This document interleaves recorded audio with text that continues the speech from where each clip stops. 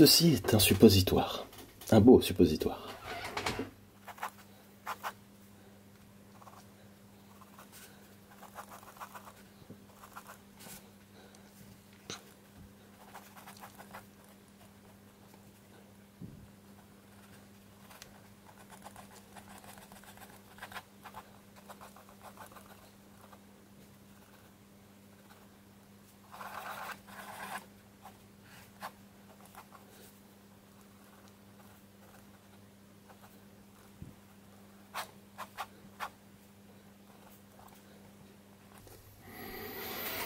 Et ceci est un Mercedes classe R, soit à peu près la même chose.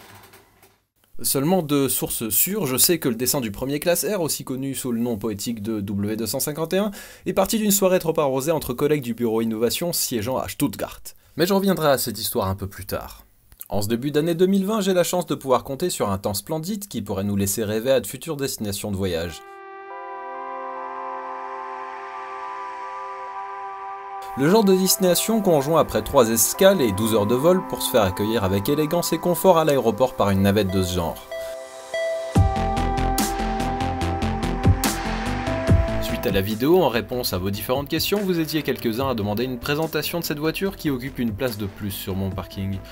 Je vous laisse découvrir ou redécouvrir un modèle qui est plutôt discret sur nos routes. Et j'ai comme l'intuition que ça arrange certains d'entre vous.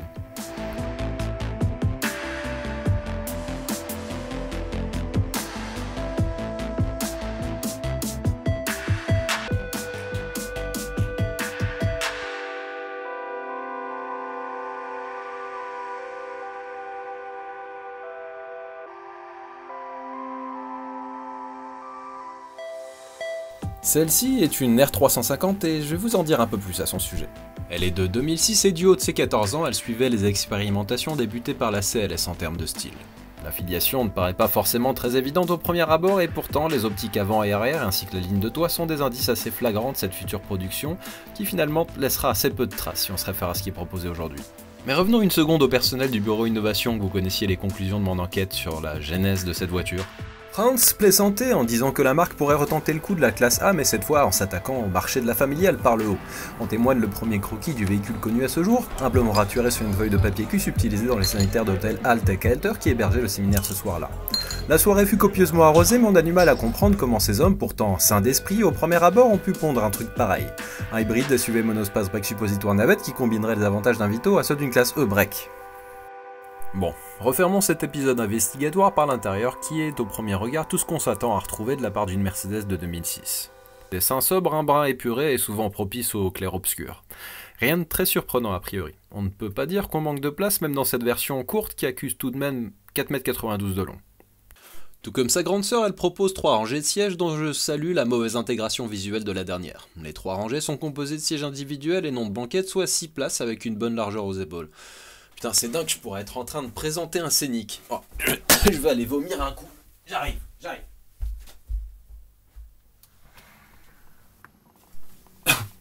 Bon. Donc l'équipement présent ici ne comprend rien d'étonnant et je n'ai donc pas grand chose à vous dire d'intéressant à ce sujet, mis à part peut-être la présence du double toit ouvrant panoramique qui met à mal la rigidité de la caisse. Évidemment, pour éviter de retrouver l'intérieur entièrement fondu un après-midi d'été, les stores occultants sont présents. Ouvert en grand, l'intérieur est évidemment beaucoup plus lumineux, mais personnellement je suis pas très sensible au toit ouvrant et je vois donc modérément l'intérêt de débourser quelques milliers d'euros pour une telle option. Malgré tout, il peut être agréable, j'imagine, de profiter de l'air frais s'engouffrant par le panneau en position ouverte. Cependant, en ce mois de janvier, je n'ai pas testé, risquant de contracter immédiatement une pneumopathie qui m'aurait été fatale. Cette vidéo n'aurait donc pas été publiée, et finalement, vous n'auriez pas manqué grand-chose, parce que faut pas déconner, on parle quand même d'un monospace sur Smells Like Gasoline. Et tant qu'on y est, je finis avec les trucs barbants en vous disant que pour les gabarits conventionnels, on se sent plutôt à l'aise et bien installé dans ces sièges qui avancent, reculent et dont le dossier bascule comme on est en droit de l'attendre dans un véhicule comme celui-ci.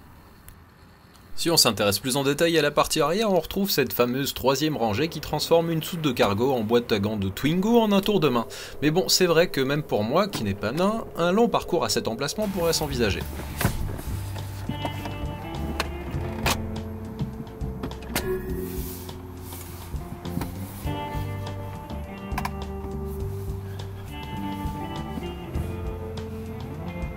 À choisir, je préfère quand même les sièges avant.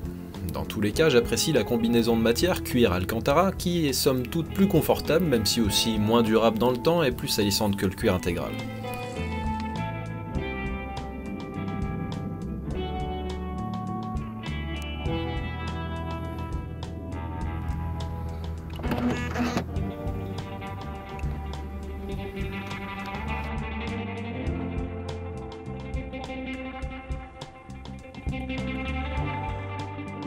Ici, le coffre avant avec la troisième rangée de sièges rabattue uniquement. Et on peut déjà saluer le travail de Himmler, l'ergonome cher à la marque qui a encore fait du bon travail. Dans la même veine, sachez simplement que la navigation dans les menus du combiné d'instruments ainsi que l'utilisation de l'interface principale sont tout aussi foireuses. D'ailleurs, il manque même des trucs essentiels genre l'heure. Le seul endroit où je l'ai trouvé, c'est sur l'horloge analogique insérée dans le compte-tours.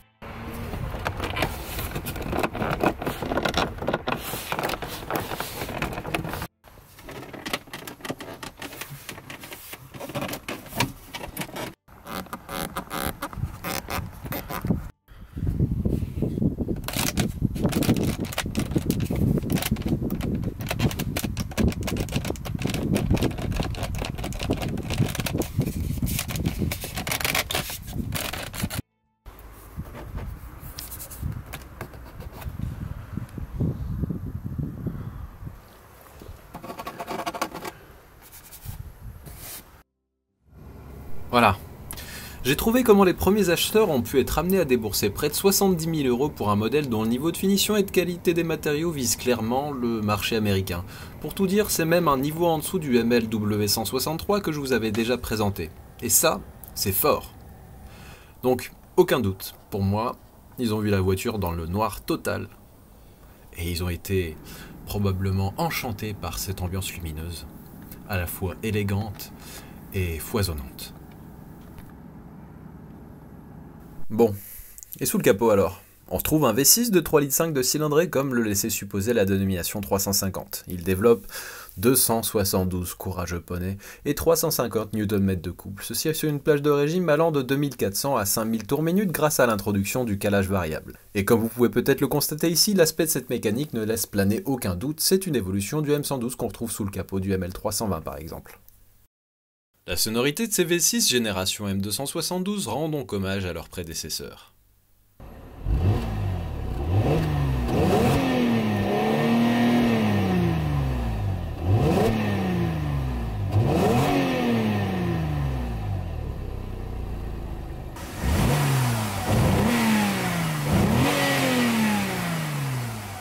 Comprenez donc l'archétype d'un bruit de moteur, c'en est une performance d'arriver à une sonorité aussi insignifiante et finalement ça correspond probablement bien à ce que cherchaient les primo-acquéreurs de ces classes R. Voici probablement le terrain le plus accidenté que la plupart de ces véhicules rencontreront. Pas de quoi solliciter vraiment la transmission intégrale et la garde au sol qui n'est pas non plus démente sur cette version dont seuls les amortisseurs arrière sont pneumatiques. Je vous laisse profiter de cet incroyable envolé lyrique et des bruits parasites de l'habitacle qui, je vous rassure, se mêlent à ceux de la fixation de la caméra.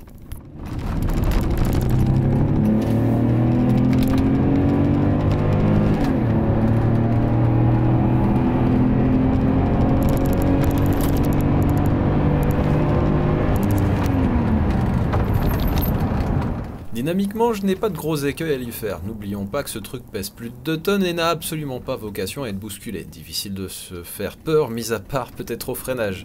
Le sous-virage n'est pas aussi marqué que je le redoutais par ailleurs.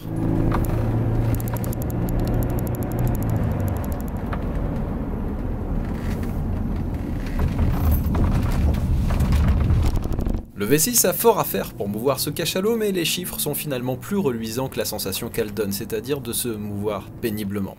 Le 0 à 100 tombe en à peine plus de 8 secondes. Pas si mal.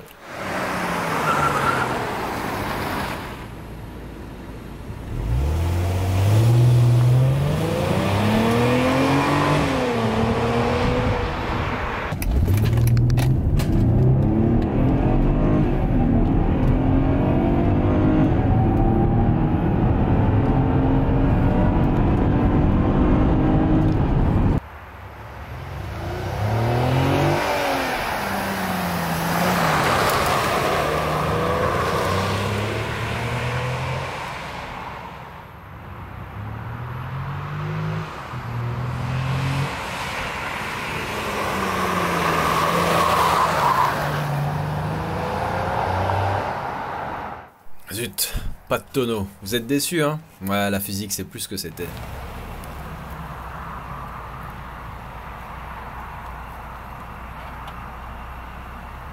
Revenu à un rythme plus en adéquation avec le public visé par la voiture, on peut saluer la très grande douceur de la 7 Jetronic. En tout cas, quand on se montre très relaxé dans la conduite, car je l'ai trouvé en revanche assez peu apte à l'improvisation, et en mode confort a la même tendance à passer le rapport supérieur en sortie de rond-point, ce qui est inapproprié et un peu brutal. Quant à sa commande, elle inaugure le retour du levier fixé à la colonne de direction, comme sur notre bonne vieille Caprice de 77. Derrière le volant, on retrouve aussi des palettes, mais contrairement à ce à quoi je m'attendais, Helmut a cru bon d'introduire une double commande pour chaque, ce qui est déstabilisant, puisqu'on peut rétrograder ou passer le rapport suivant autant à droite qu'à gauche. Pas fan de cette logique. Puisque les changements de rapport se font quasiment imperceptibles en conduite coulée, on finit par s'y résoudre avec pour bénéfice de parvenir à une consommation moyenne plutôt raisonnable compte tenu des caractéristiques de l'engin. 11 litres 5 au 100 sur les 18 000 derniers kilomètres, dans le cas présent. Quant au confort, il est royal sur les grosses aspérités de la route, mais est altéré par les trépidations dues à la faible hauteur des flancs de pneus. Du 19 pouces sur cette voiture, censé favoriser le confort, c'est beaucoup trop.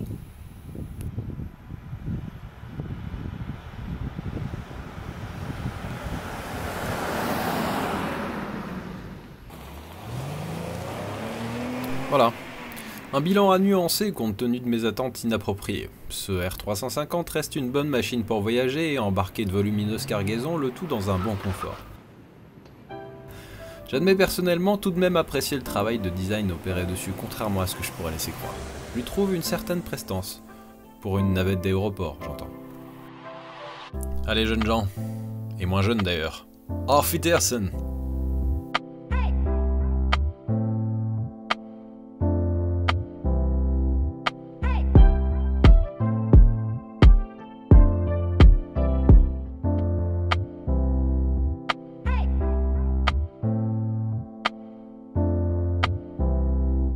Première et dernière fois que je fais un monospace.